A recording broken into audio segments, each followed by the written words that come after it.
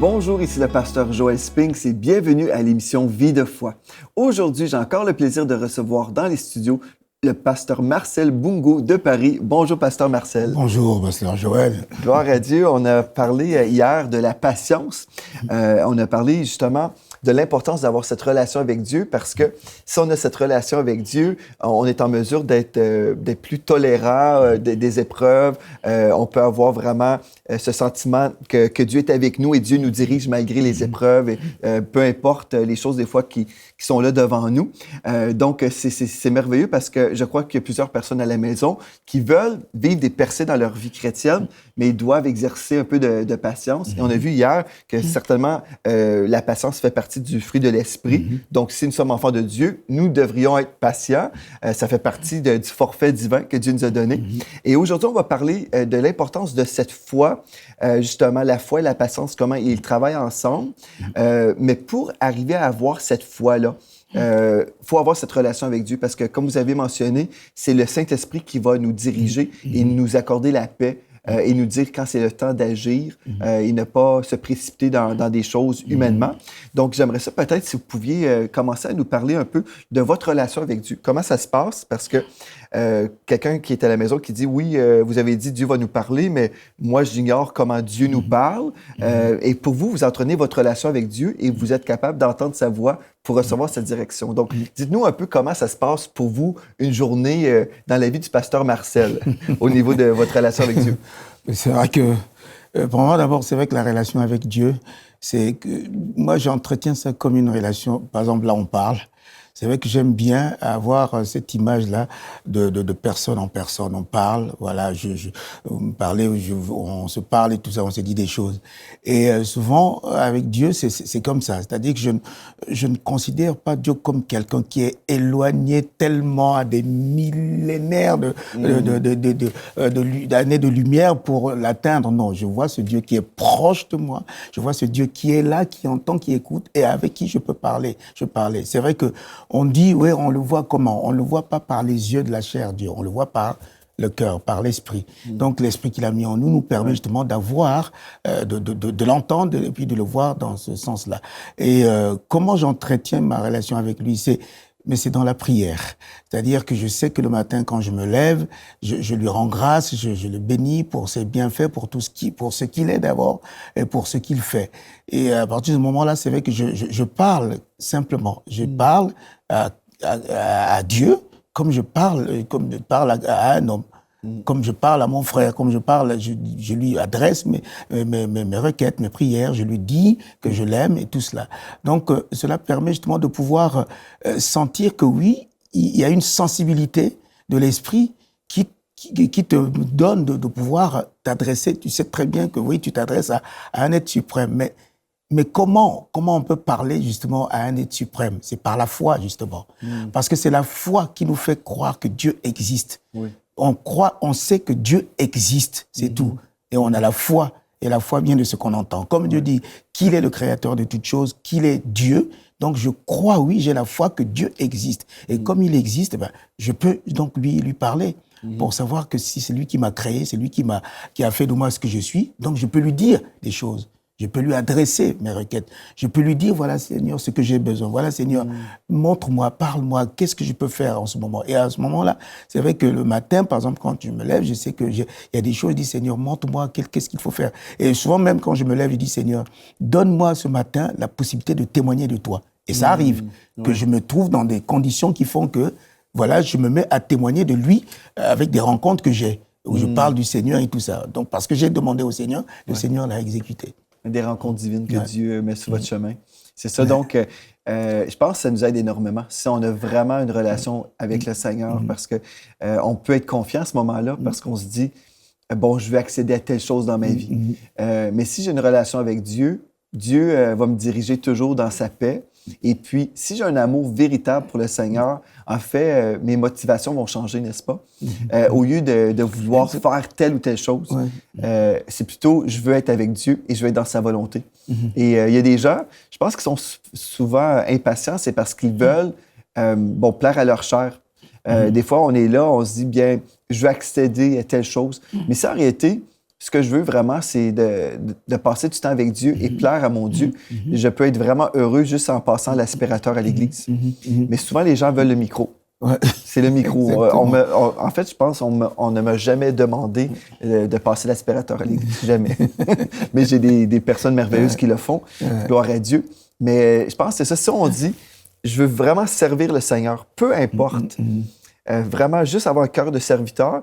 Et celui qui est là avec l'aspirateur, si Dieu a déposé une onction de chantre sur sa vie, bien, cette personne va finir derrière un micro. Exactement. Il y a une chose, je pense, c'est ça. Si on a cette relation avec Dieu, comme vous dites, bien là, on peut vraiment être dans la foi et la persévérance, parce que notre cœur est vraiment pour le Seigneur. Notre cœur n'est pas vers nous ou vers des opportunités. Voilà. En fait, ce qui est important, c'est surtout de savoir que, comme la parole de Dieu le dit, tout ce que vous faites, faites-le pour la gloire de Dieu. Donc, même quand on espère à des choses, je veux avoir ceci, je veux avoir cela, mais c'est pourquoi tu veux avoir cela. C'est ça surtout. Et si tu sais vraiment que je veux avoir ceci, je veux avoir une maison, je veux avoir une voiture, j'attends, ça n'arrive pas, mais c'est pour quelle raison? Quelle est la raison que Dieu va te donner cela? Si vraiment la raison est pour que son nom soit glorifié, d'accord. Parce que tout est fait pour la gloire de Dieu. Exactement. Tout ce que nous faisons, tout ce que nous avons, tout ce que nous possédons, c'est pour sa gloire. Donc même comme vous avez dit, par exemple, passer l'aspirateur à l'église, mais ça, c'est que tu es en train de le faire, c'est pour glorifier ton Dieu que tu le fais. Ce n'est pas pour, voilà, c'est une corvée que tu es en train de faire, alors tu souffres pour ça, ouais, je balaye, tout ça, non. Mais fais-le pour la gloire de Dieu. Tout ce que vous faites, c'est pour la gloire de Dieu. Comme on a déjà dit dans d'autres émissions, l'onction du serviteur vient sur celui qui sert. Exactement. C'est l'onction du serviteur de Dieu. Et des fois, les gens s'imaginent, bien, l'onction va venir sur moi quand je deviendrai un prédicateur. Non, ça vient quand on passe l'aspirateur. Peu importe le ministère. Véritablement, moi, un des ministères que j'ai fait à l'Église, c'était le ménage. Et puis, j'avais les clés de l'Église et je pouvais chanter au Seigneur toute seule dans l'Église. Mais si notre cœur est vraiment pour le Seigneur, qu'on soit devant une foule ou tout seul, notre cœur est pour le Seigneur. Donc, on peut chanter. Il n'y a personne qui peut vous empêcher de chanter. Si vous êtes un chantre, chantez chez vous, à la maison. Chantez dans votre douche, chantez dans votre salon, dans votre auto. Moi, j'étais toujours en train de chanter. Et puis, et c'est merveilleux. Moi, j'ai commencé à l'âge de 12 ans à chanter. J'étais un chanteur Southern Gospel. C'est très, très rare pour les Québécois. Et je chantais à New York City. L'église mère de notre église à l'époque était à Harlem, New York. Et sur 2000 noirs, j'étais le seul blanc. Et je chantais de tout mon cœur à partir de l'âge de 12 ans à 18 ans. J'ai fait ça. C'était un peu avant moi. Vous avez chanté dans la chorale. Ouais, mais moi, c'était assez simple. Mais c'est ça, mon cœur, c'était pour le Seigneur. Et puis, je crois, si on peut enlever nos yeux des fois sur notre but, là, si on n'est pas motivé par une ambition personnelle, mais par un cœur d'amour pour le Seigneur, on va avoir la patience. Je crois, c'est ça, notre relation avec Dieu et notre amour pour Dieu au lieu d'un amour pour soi-même. Je pense que les gens frustrés, souvent, c'est les gens qui veulent se promouvoir ou qui sont « je dois faire ceci ». Mais non, relâchez tout ça. Il y a un texte dans la parole de Dieu. Ça nous dit dans Proverbe 21, verset 1, « Le cœur du roi est au courant d'eau dans la main de l'Éternel. Il incline partout où il veut. » Et si Dieu est capable d'influencer le roi, il est capable d'influencer votre pasteur. Il est capable d'influencer les personnes qui peuvent vous donner des promotions, n'est-ce pas? Donc, faut chercher Dieu. Dieu est notre source en toutes choses. Et même vos ennemis. Des fois, on est dans une situation, peut-être dans un ministère, et puis on se dit, je ne pourrai jamais accéder à telle chose parce qu'il y a cette personne méchante dans l'Église. Qui est là devant et qui ne me laissera pas la possibilité de faire ce que j'ai envie de faire. Oui. Mais Dieu nous dit dans Proverbe 16, le verset 7, « Quand l'Éternel approuve les voies d'un homme, il dispose favorablement à son égard, même ses ennemis. » Donc, on peut être dans la foi si on réalise que Dieu est notre source. C'est que Dieu est ma source, j'aime Dieu, je veux servir le Seigneur. Et si Dieu voit ce cœur-là, bien, on peut marcher d'une façon dans la foi et être patient. Il y a un texte aussi, j'aimerais qu'on lise ensemble aujourd'hui, dans Hébreux, chapitre 6 et le verset 11 et 12. Ce texte-là va vraiment vous aider. Je crois que c'est vraiment important que vous puissiez même prendre en note ce verset, parce que si vous pouvez comprendre que la foi et la persévérance fonctionnent ensemble, ça va vous aider énormément. Il est écrit, « Nous désirons que chacun de vous montre le même zèle pour conserver jusqu'à la fin une pleine espérance, en sorte que vous ne vous relâchiez point et que vous imitiez ceux qui, par la foi et la persévérance, héritent des promesses. Donc, pasteur, peut-être vous pouvez nous expliquer ici au niveau des promesses. Il y a des gens qui ont reçu des promesses sur leur vie, mais ils doivent comprendre aujourd'hui que la foi et la persévérance fonctionnent ensemble. Exactement. Mais l'exemple, c'est simple, l'exemple d'Abraham et Sarah. C'est vrai que j'aime toujours parler de cet exemple-là. Comme on disait tantôt dans les autres émissions, justement d'attendre justement le moment venu pour pouvoir agir, pour pouvoir accéder justement aux promesses de Dieu. Sarah qui n'a pas pu attendre cette promesse-là, bon, elle a voulu un peu aider Dieu en passant par d'autres moyens, tout ça. C'est important de savoir que c'est vrai que la foi, justement, le fait qu'on croit, on a la foi, que ce que Dieu a fait une promesse, c'est vrai, cela va se réaliser. Cela engendre en nous, justement, cette patience de croire que oui, j'ai la foi que Dieu va agir au moment opportun, que je n'ai pas besoin de chercher à aider Dieu à accomplir ce qu'il a promis de faire dans ma vie. Et cela nous permet justement d'attendre, mais comme on a dit tout à l'heure, avec l'esprit de fruit, et plutôt le fruit de l'esprit qui est la patience, qui nous donne la paix justement d'attendre. Parce que la patience justement qui vient engendrer la paix en toi, tu sentiras que oui, c'est le moment vient où Dieu va maintenant accomplir ses promesses. Et ça, c'est important. La foi de croire que oui, ce que Dieu a dit est vrai. Et attendre le moment, attendre justement dans la paix, dans la paix. Et ce qui permet justement de rester ferme, accroché justement aux promesses de Dieu. Et je pense aussi, comme ça nous dit ce texte-là, faut conserver le même zèle, même dans l'attente, être zélé pour le Seigneur. Parce qu'il y a des gens, je pense aussi, qui peuvent retarder leur promotion dans leur vie parce qu'ils ont une mauvaise attitude. Ils sont là dans l'attente, mais au lieu d'attendre avec joie, dans le service de Dieu, on peut vraiment voir sur leur visage qu'ils sont mécontents. Ouais, exactement. Moi, je vais vous donner, par exemple, un exemple que j'ai eu dans ma vie. Bon, à l'époque, c'est vrai que quand j'étais même dans mon pays, j'avais, je travaillais, j'avais un travail. Je travaillais dans une grande librairie. En plus, c'était une librairie chrétienne. Mais j'avais des connaissances, justement, de ce que je faisais. Mais quand je suis arrivé à la librairie, on m'a mis de laver les voitures au lieu de me mettre directement dans le domaine dans lequel je pouvais exercer, c'est-à-dire être là pour faire la gestion de l'entreprise. Non, on m'a mis, j'ai donc dû attendre pendant 3 ans. Wow. Lave la voiture quand j'arrive le matin, va faire ceci, va faire cela. Et j'attendais ça. J'ai dit, Seigneur, ok, d'accord, j'attends. Jusqu'à ce que le Seigneur a permis que chaque fois, et jusqu'à ce qu'on m'a donné des responsabilités auxquelles je ne m'attendais même pas. Faire la gestion de l'entreprise, je ne m'attendais pas. De venir faire la nomenclature de douanière dans l'entreprise. Ce sont des choses auxquelles, oui, je savais que je pouvais le faire. Mais il fallait attendre le moment, il fallait être patient. Et je sais que c'est vrai que c'était pas facile, mais c'est vrai que j'ai attendu cela, avoir la patience jusqu'à accéder justement à ce que le Seigneur avait prévu pour moi. Vous savez, comme vous parlez, je pense à une situation quand j'étais en Alberta. Plusieurs histoires se produisent en Alberta parce que c'est là où j'ai commencé à la télévision. Mais je me souviens, j'avais, comme vous dites, on a des dons de Dieu, on veut servir le Seigneur. Et je me souviens, j'avais à cœur, à l'époque, je voulais écrire des petits livres pour les téléspectateurs, des livres sur la vie chrétienne, comment démarrer la vie chrétienne. Et j'avais parlé avec le président de l'antenne de télévision, je lui ai proposé mon projet.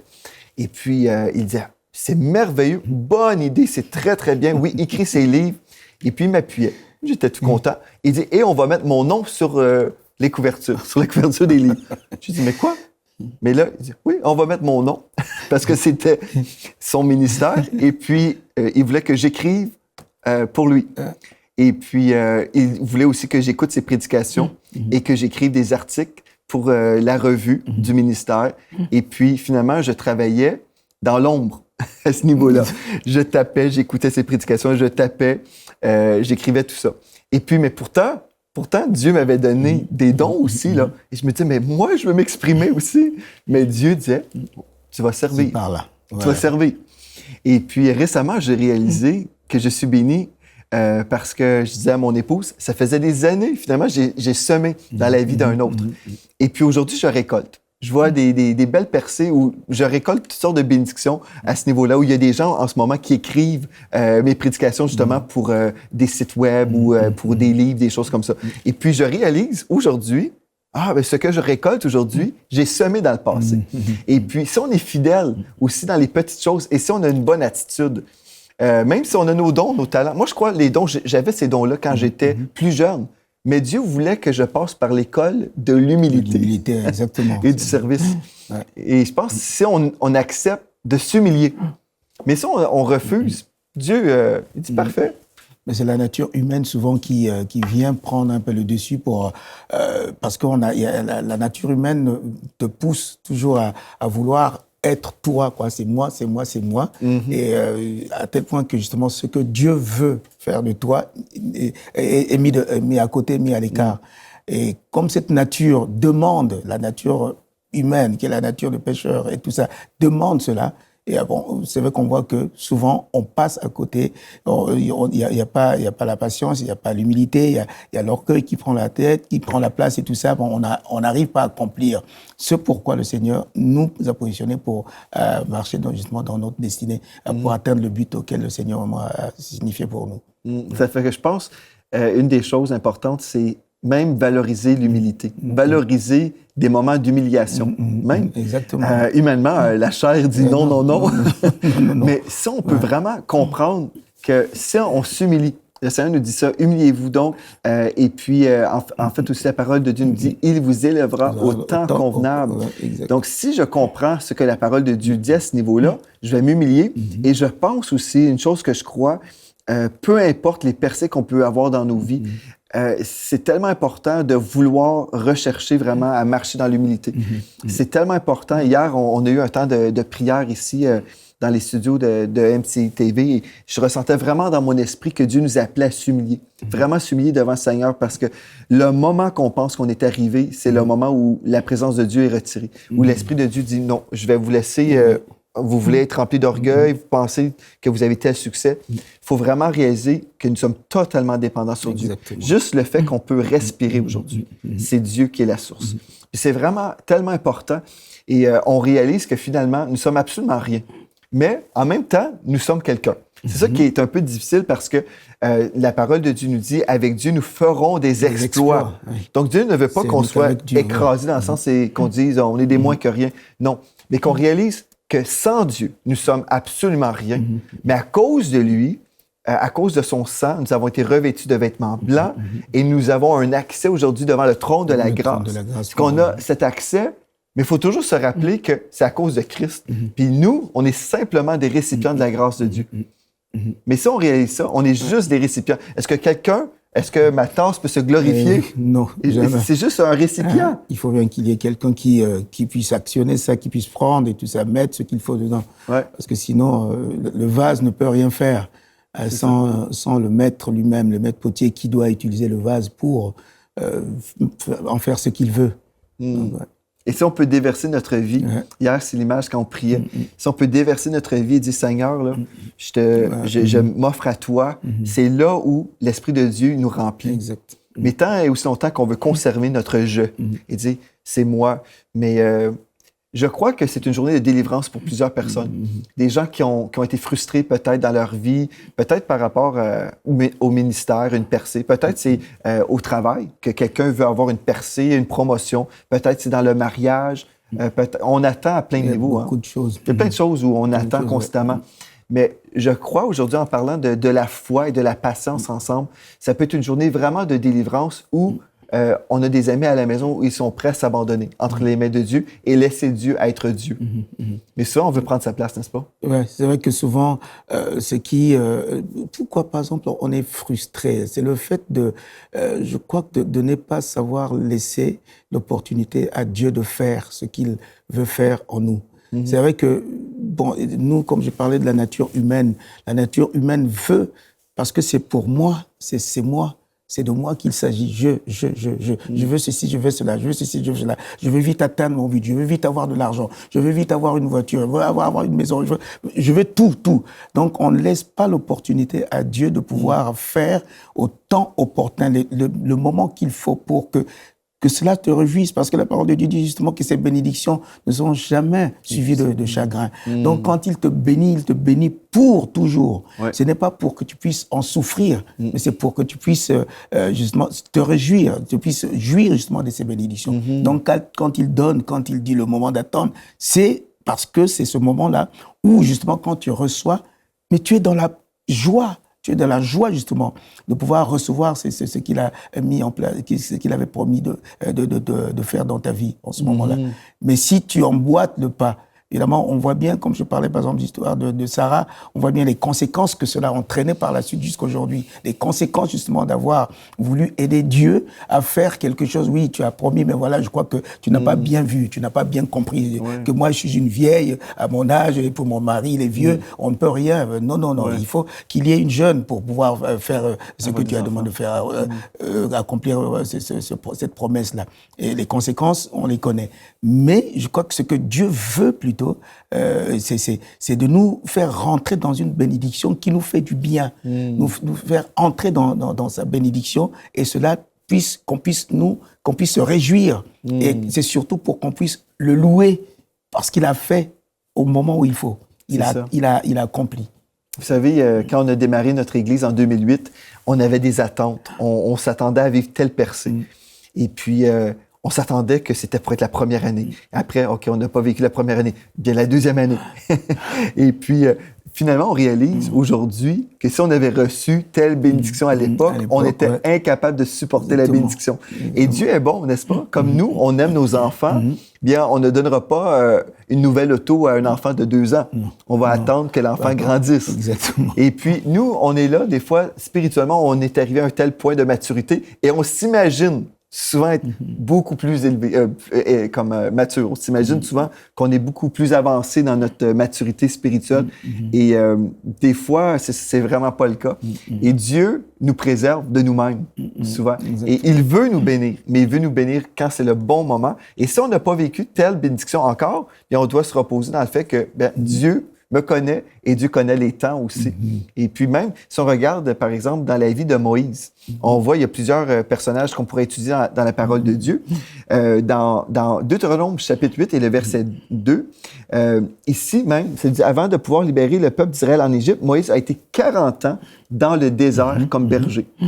Donc, il a été en préparation. Dans ce texte-là, Deutéronome 8, 2, ça nous dit « Souviens-toi de tout le chemin que l'Éternel, ton Dieu, t'a fait faire pendant ces 40 années dans le désert, afin de l'humilier et de t'éprouver pour savoir quelles étaient les dispositions de ton cœur et si tu garderais ou non ses commandements. » Le 40 ans dans le désert, c'était tout un moment, ça.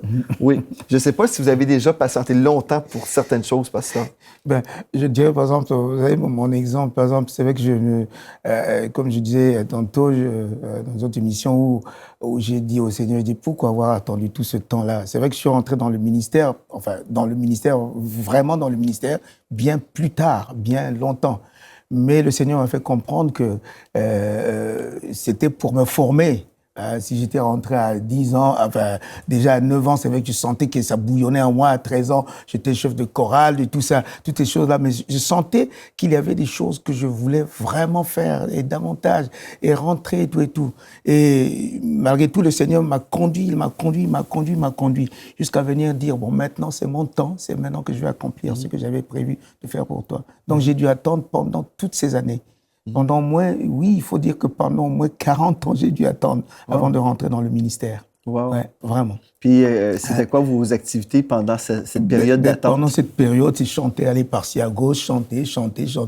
Mais je sentais qu'en moi, ça bouillonnait, il y avait autre chose que de chanter. Voilà. Je voulais autre chose que de chanter. Et est-ce que vous avez vraiment reçu comme appel divin, c'était votre appel à la prédication? Voilà, l'appel à vraiment apporter la parole de Dieu, à enseigner, à apporter vraiment ce que Dieu avait mis en moi aux autres, que les autres aussi reçoivent. Je sentais ça, pas seulement vraiment de chanter. Chanter devenait presque un vrai fardeau que je portais, quoi, et c'était difficile. C'est spécial parce que j'ai vécu quelque chose de semblable. Parce que depuis ma tendre enfance, depuis l'âge de 12 ans, je chantais. Et même à l'antenne de télévision, on m'a demandé de chanter.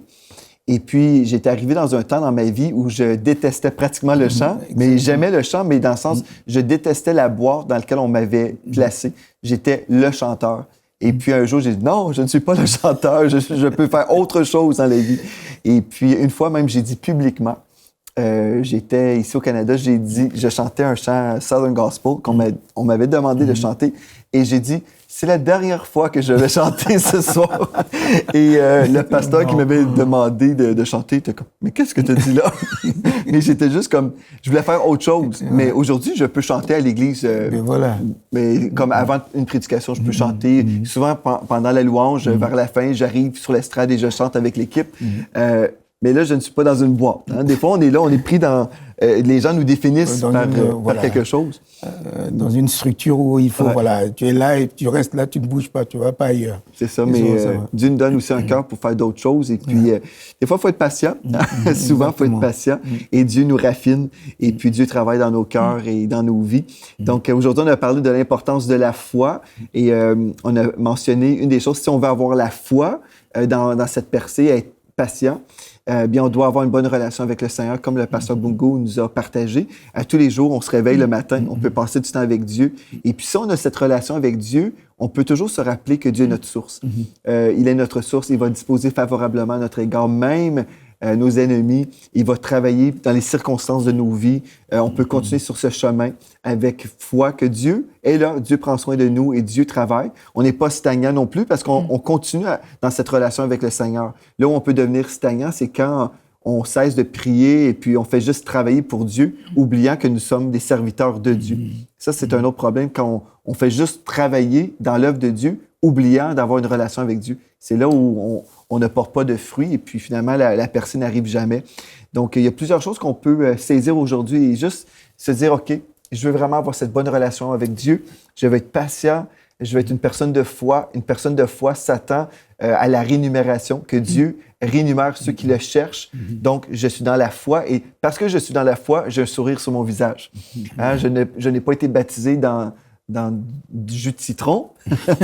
J'ai été baptisé de son esprit et j'ai le Saint-Esprit en moi qui me dirige et puis qui me conduit. Et j'ai sa faveur aussi sur ma vie. La faveur de Dieu vient sur moi et Dieu ouvre les bonnes portes et puis il ferme les mauvaises aussi. Et je peux progresser dans les voies de Dieu, dans la patience et vraiment glorifier le Seigneur dans ma vie. Donc, c'est possible pour vous. Vous faites prendre la décision aujourd'hui et dire, je vais persévérer. Si Moïse a été obligé d'attendre, même Moïse, 40 ans, on pourrait avoir Élisée, Jésus a attendu aussi. Il a attendu longtemps aussi. Oui, il y a des moments d'attente, des moments de formation qu'on ne doit pas mépriser, mais plutôt remercier le Seigneur pour ces moments-là et la percée devant nous. Merci, Pasteur Marcel, d'avoir été là aujourd'hui. On va poursuivre demain et merci à vous également. Et d'ici à demain, soyez richement bénis. Cette émission est rendue possible grâce au précieux soutien des partenaires d'Enseigne-moi Canal International. Retrouvez tous nos programmes sur enseigne-moi.com.